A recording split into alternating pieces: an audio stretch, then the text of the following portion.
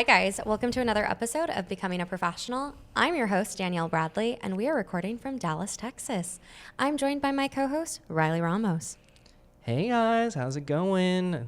Happy to be here in Dallas. We're at we just concluded the mid-year meeting, which I felt like was another good one in the books. So happy to actually have some time to record for the podcast. And of course, you know how we do. We're always moving all over the place. So before we introduce our special guest, let's go through our usual housekeeping. Let's see. So this episode is brought to you by the National Chapter of Beta Alpha Psi. So enormous appreciation for their support. Make sure to sign up for the Alumni Member Network if you haven't already. And before doing so, make sure that you actually are eligible to become a member. So you got to be a member in the system before you can sign up for the Alumni Member Network. Have to be fully initiated. Yes. And so make sure you sign up for the network so that we can easily connect and have y'all experience all the benefits that the network has to offer. And then, of course, our disclaimer, the opinions in this podcast are our own and may not reflect the position of Beta Alpha Psi or our respective employers as a whole. So, with that being said, I'm super excited for today's guest as she is the Director of Talent Acquisition for Early Careers at Andersen. So please welcome our special guest, the amazing Kelly Rath. Ooh, thank you. Amazing. Can you introduce me to all my meetings? Thank you. No, happy to be here. Well, actually terrified, but we'll go with happy. I like that. Right. Yeah, absolutely. For sure. No, definitely all part of the scene. So, but we like to be original with it. So, but speaking of original, or I guess origin story, really. So, Kelly. Riley. Where did you go to school and what made you decide on your major? Oh gosh, it might take me a minute to think back to that, but no, I went to the University of Northern Iowa. So I was born and raised in Iowa and went to UNI, go Panthers. Okay. You know, and I think for me, it was a little bit of an element of a little trial and error, a little process of elimination. I felt I was aligned to business, and so tried a lot of things and felt kind of taking a more general path was probably in my best interest. But I loved my accounting class. I loved finance. I loved macro and micro, and I ended up landing on business administration management and with a minor in communications, because I did really find that I really enjoyed talking to people, although we'll see after this. But no, you guys are kind. And so I thought that combination was going to serve me well. Okay, and then what did the initial stages of your professional career look like after college? What was that transition like? Yeah, you know, it was something. It was a transition. You know, it's almost. Sometimes I stop myself. I think it's really ironic of what I do for a living. You know, even through my career like at Andersen, we have programs to engage with freshmen, sophomores, juniors. You know, it's so common in this industry, and that really wasn't me when I, reflect back on college. And so my initial professional journey kind of went to city I wanted to be in, kind of started the interview process at that stage, and had to kind of explore where I felt my passion and purpose was. I hadn't necessarily done that in college. I had kind of worked 3 jobs through college, did some extracurriculars, and it really wasn't focused forward, so to speak. And so I had found a passion for, doing some event planning, again, talking to people, kind of landed in, interviewing folks and doing some training, and found that recruiting was just a life's blood of mine. And did some corporate recruiting agency, found that just really wasn't my jam. I kind of enjoyed working for a corporation that I felt really passionate about, to be able to share those opportunities. And so it took me a little bit. So I kind of went from the admin path to kind of event planning, and then eventually found myself to find my passion and purpose in recruiting and campus specifically. Okay, and then how long have you been campus recruiting? Oh boy, over 15, 20 years now. I had kind of done some things before that, but yeah, I've been focused on campus, especially that space, for probably over 15 years. Solid. Yeah.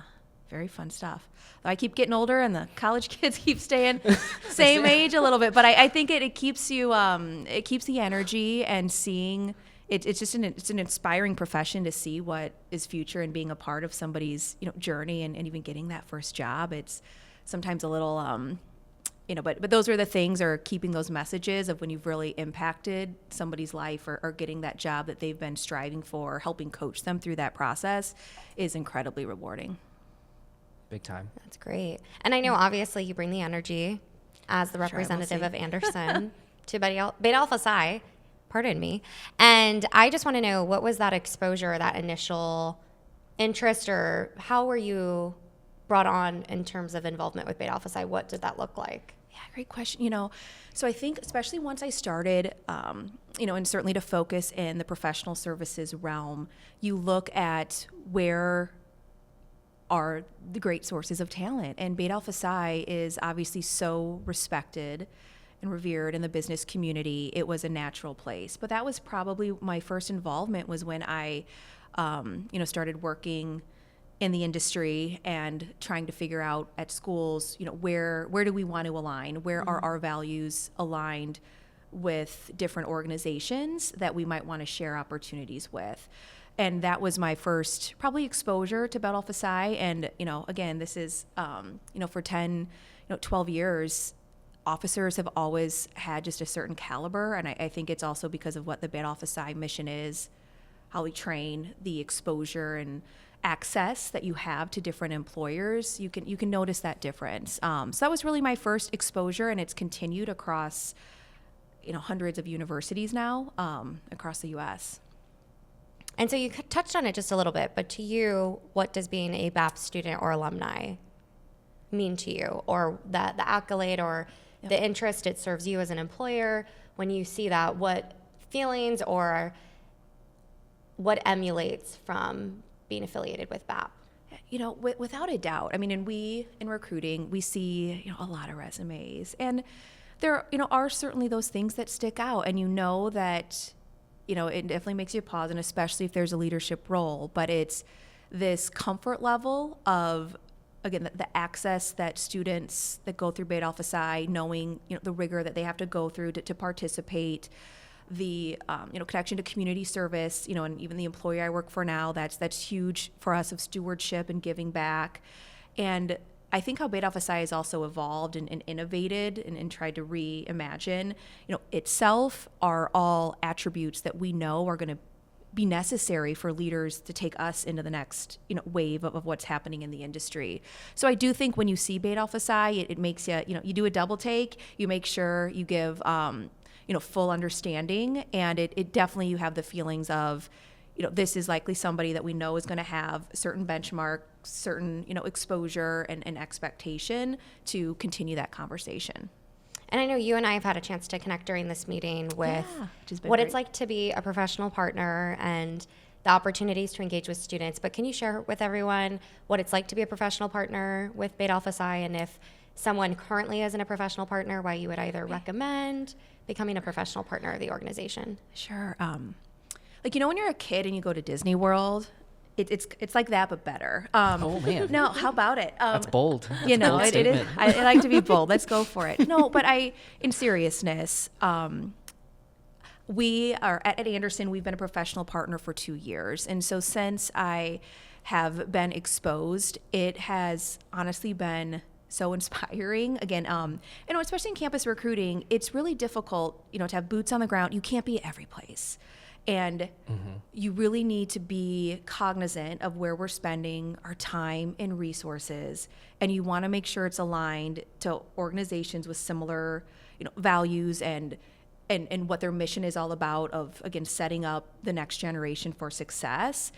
And being a professional partner, knowing that we're walking that walk and supporting an organization with that similar goal in mind, and being able to talk to a lot of students from schools that we might not be able to have the capacity to always visit and see presentations, and being able to judge and hearing what their questions are about, where the profession is evolving is wonderful. It gives that additional reach. And I think as an employer, we have to always be thoughtful about, again, where are we spending our time and our resources. And I think Beta Alpha Psi is such a great organization, and being able to be aligned and show that this is a value that is important to us, and support is important for professional partners to do if there is that similar alignment. And with it being focused on, business and the criteria, to get involved, I think it's really important that we just continue to support. So I strongly encourage it. And even, from a selfish standpoint, the networks I've made and getting to meet both of you guys and have now like a personal relationship and, other employers in the industry and being able to build those connections, it's obviously really important. We always say, how important networking is in that regard. And so that's been a wonderful kind of byproduct of being a partner as well. Now, having that network and that access to Beta Alpha Psi's network, how has that affected the hiring experience when you're interacting with BAT members? Yeah, I do think it's impacted it and positively, because again, I think there are folks even sitting at a lunch table and asking what they have an internship lined up and asking for tips about how to best position themselves in interview and being able to connect on that level over lunch versus a more formal on campus and coming has been great. And again, it's kind of leading with building that personal contact and following up with on LinkedIn, et cetera, and then having it potentially matriculate to a position. And so I think it's been great being able to have access to those students and kind of connect on that in that forum. And now having that connection and going through the recruiting process, we have these Beta Alpha Psi members get their foot in the door. They've gone through the hiring piece to it, and now they're in the office. They're actually working for our respective firms. And so reflecting back into like your office, how have Beta Alpha Psi alumni brought positive attributes to their job roles? Sure. They have.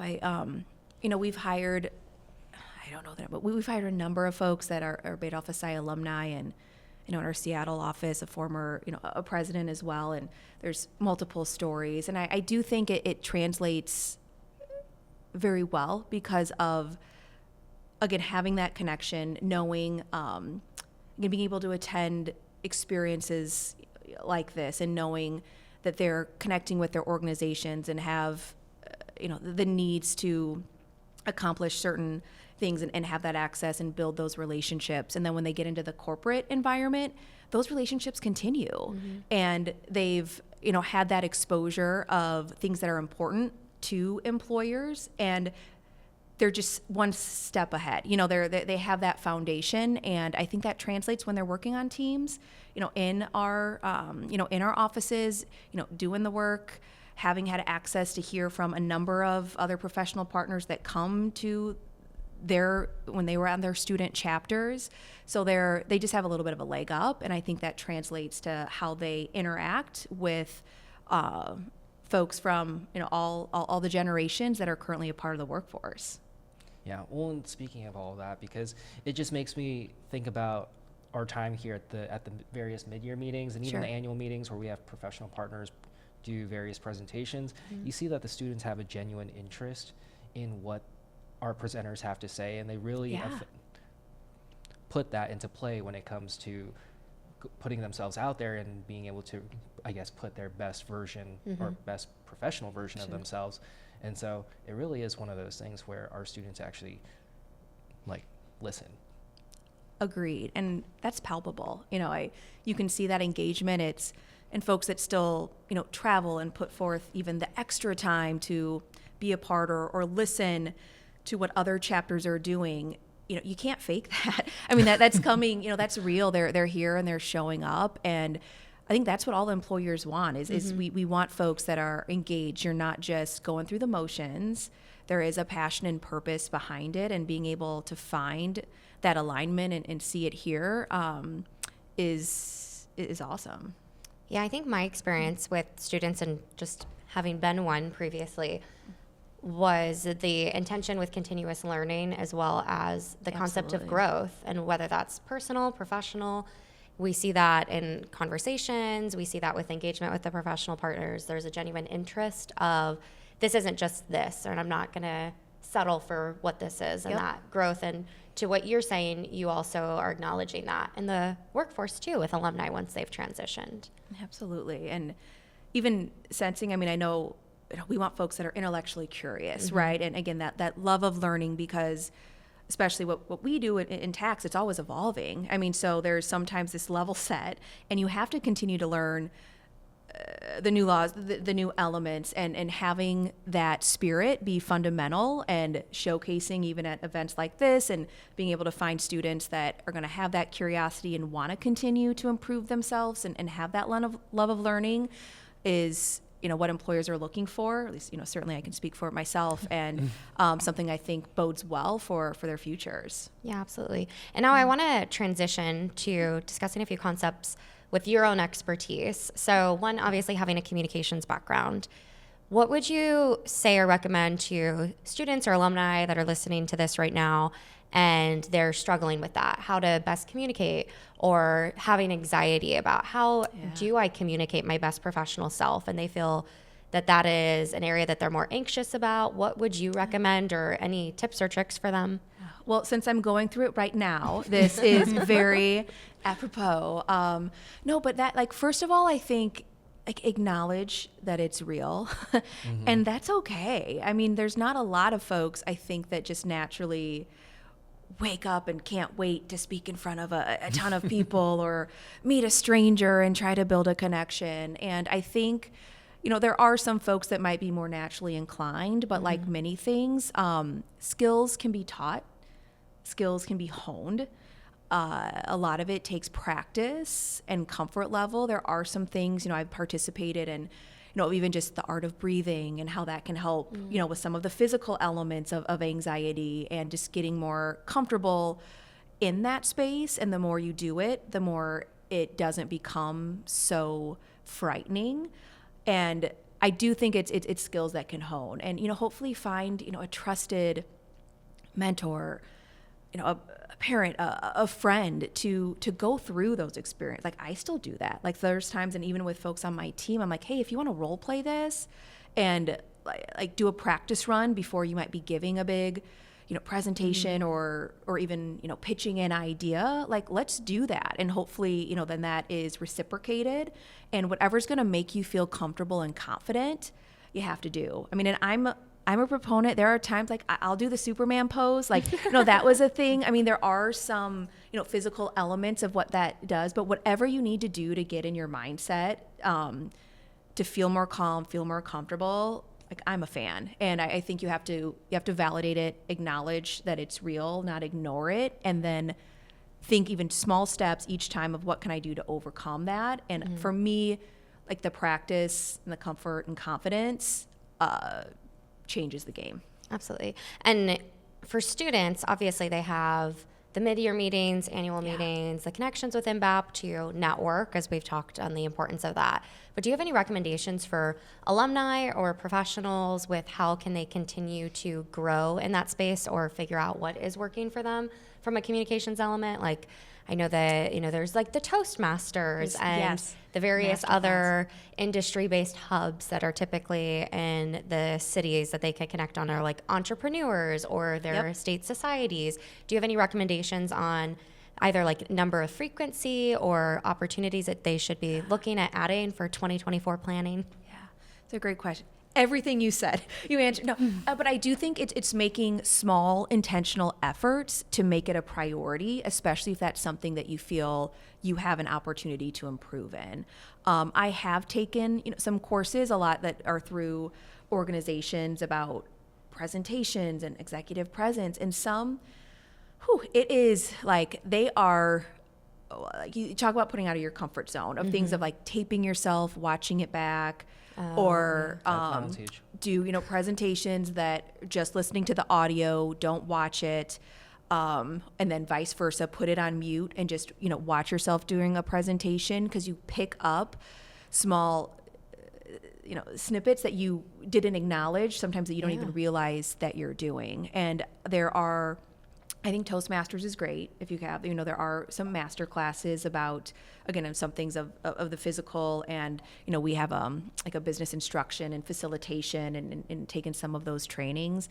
And sometimes they're tough to stay engaged the whole time, but there's always nuggets that I think you can picture. But I think it's also, if it's something that you want to improve on, consistency is key.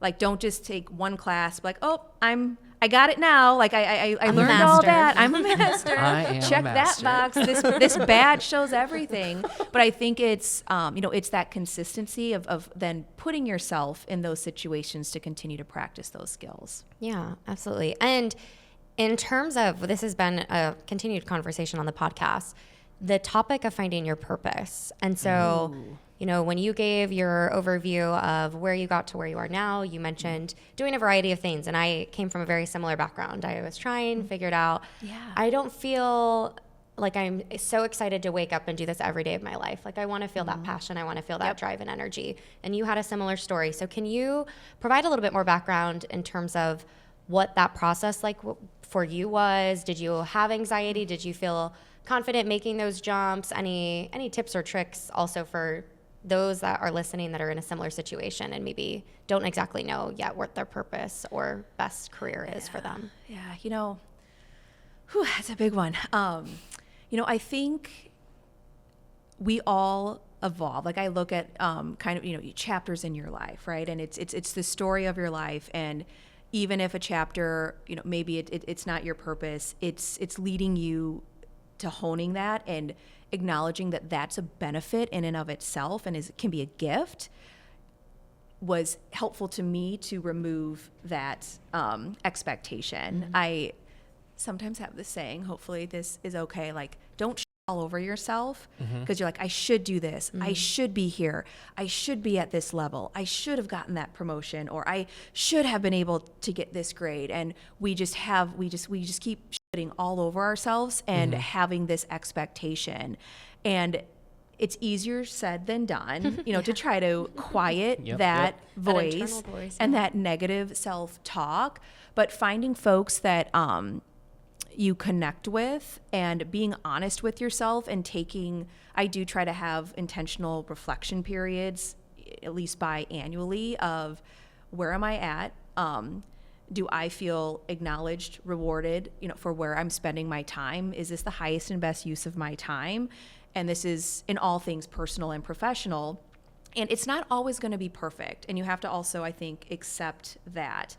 But if you are struggling with finding that purpose, keep trying new things. And then when there is something that you're like, ooh, I am kind of excited to get up and go do this. How can you try to make that a bigger portion of your day, or find the right balance for you? And, we do spend, a lot of hours at work. And I've really found sometimes I care more about the people that I'm working with that are going to keep me energized, and folks I want to be around and that are lifting me up, is just as, or is even more important than what I'm doing sometimes. And when you find that combination, it's the whole, you don't work a day in your life. And I'll be honest, I did have a job. I won't call it out, but it was an element where I woke up and I did not want to do it. And to be honest, it started to change my personality. I was kind of becoming, and that's draining.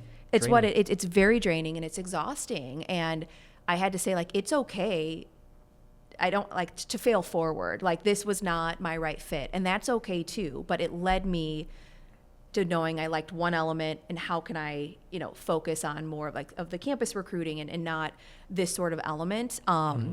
And then finding, passions outside. I'm on the board for the Michael J. Fox Parkinson's research for Chicago, just because that's an area that is near and dear to my heart, personally. And finding that balance and finding that passion that is enabled because of what I do, it helps sometimes just make it all aligned. So that was a long-winded answer, well, but hopefully it's okay. I mean, it's what gives you life.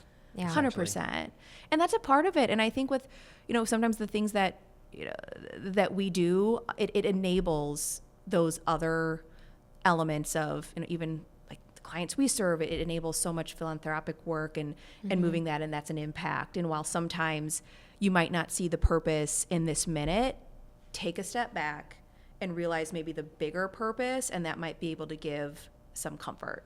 Yeah, I think that reflection, and you mentioned too the biannual, and I think for me that's one thing I've struggled with, because I look at it and I'm okay, I gotta do this, and taking goals in the next month or the next next cycle we're or quarter. goal-oriented people, Yeah. sure. And then looking back, I'm like, well, did I accomplish as much as I wanted to? And you give in to those internal thoughts. But I mean, you and I were just having a conversation. Kelly and I are watching Love is Blind at the moment during this taping. Boy. And Is this what this podcast is about? That Surprise.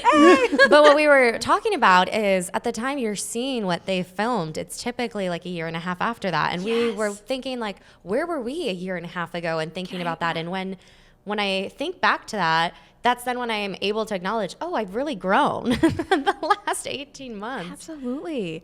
And be okay. I love to say, like the humble brag, like, and it's okay to be proud of and realize there's that growth. And sometimes if you don't reflect, it's just, and it's little by little and you don't see how it all kind of adds up together.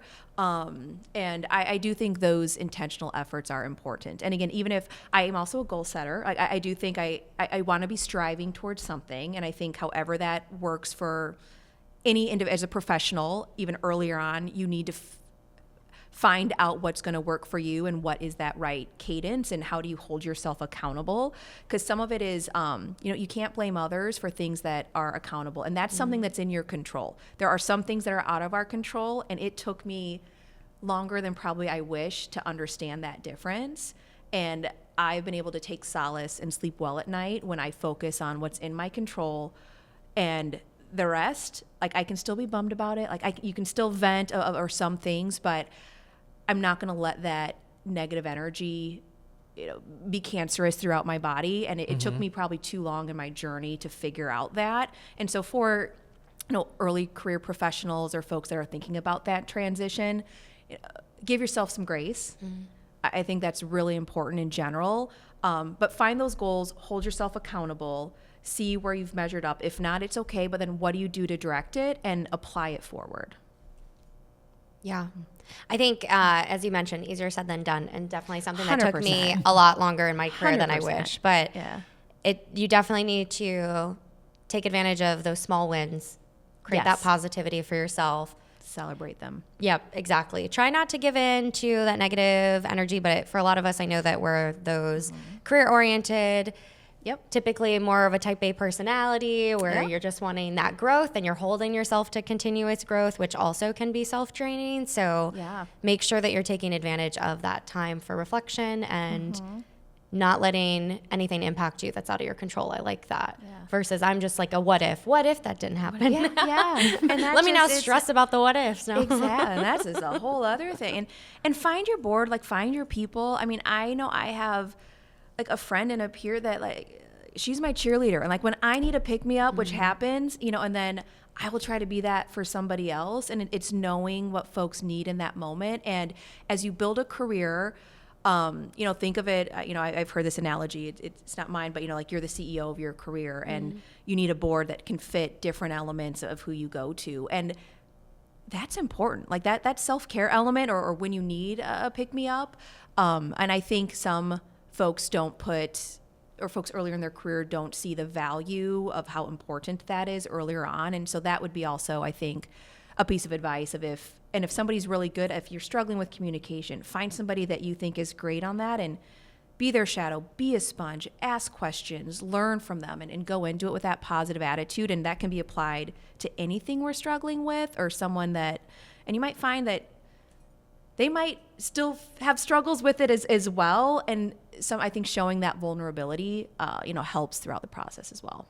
And one thing I've noticed too is when you celebrate other people's wins, they're more likely to communicate those of yours, which feels, different from yourself versus hearing it from someone outside. And I've noticed that. I think people get so roped into what they're doing that they forget about sometimes the intention or celebrating those wins, or even when you're working with a team. And so that's one thing that I've been trying to do more recently in the last year of my career is celebrate the wins of everyone on my team and make sure I'm being intentional communicating that, whether it's upward, downward. Great. Yep. And then I notice that they're in a more positive energy and light, and then I'm hearing more of that communication back, which just helps a continuous cycle and builds a stronger team, in my opinion, too.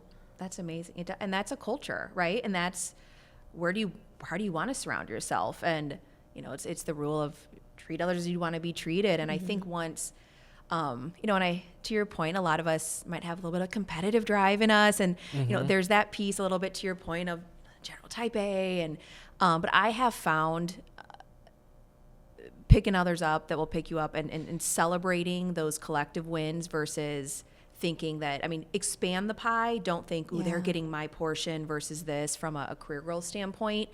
You're going to find that, especially through your career, more folks are going to want to surround themselves with you, and that is going to benefit any career journey. Absolutely. And so obviously your involvement for the past 2 years with BAP. Yes. What would you say your favorite memory is? Holy buckets. It's right here with us. Just kidding. No. Yeah, absolutely. Yeah. It's not a tough question. Right, no. There's so many. No, there's been a lot. Again, it's just been fun. Being on the hype squad last year is always a fun, is a fun thing, again, of celebrating other people's wins and victories, but just even the connections I think I've made, and the annual, convention, and seeing the power in that room and how many, folks are like-minded and there for a similar purpose, was really cool, and it is a memory I'll always look back favorably on. And then this is going to trump it for sure. So we'll go for that. Yeah. That means we got to top it again in Orlando. Oh, big time. Yeah. So we hope we're going to see you in July. Planning on it. You're definitely going to be there. Absolutely. But yeah, and so unfortunately, that's all the time that we have. I wish we can just keep this ongoing because we love having you on the podcast. Thank you so much. You're kind. You're a natural. So we'll see. Communication expert, guys. Exactly. Oh, I don't know about that, but we'll go with it. Can we check the master See the check celebrating, box? Something like that. No, but you guys make it easy, so that was great. Perfect. Well, with that being said, for everyone who's tuning in, thank you for tuning in to this week's episode. Be sure to like, subscribe, and follow us from whatever platform you're tuning in from. Also, check out the show notes for our various social media pages and official BAP swag. Kelly, thank you again for guesting on our podcast. It was such a pleasure. Yes. Back at you. Yeah. And so with that, we'll see you on the next episode of Becoming a Professional. Hey everyone, Riley here with the credits. This episode titled Finding Your Why was hosted by myself, Riley Ramos, along with my co-host, Danielle Bradley, and accompanied by our special guest, Kelly Rath. Music was sourced from Resolute Audio and fine-tuned music on Adobe Stock. Huge shout out to the national chapter of Beta Alpha Psi for their financial support in keeping the podcast going strong. If you haven't already, please join the alumni and member network. Details can be found in the show notes. Thanks again for tuning in, and we'll see you on the next episode of Becoming a Professional.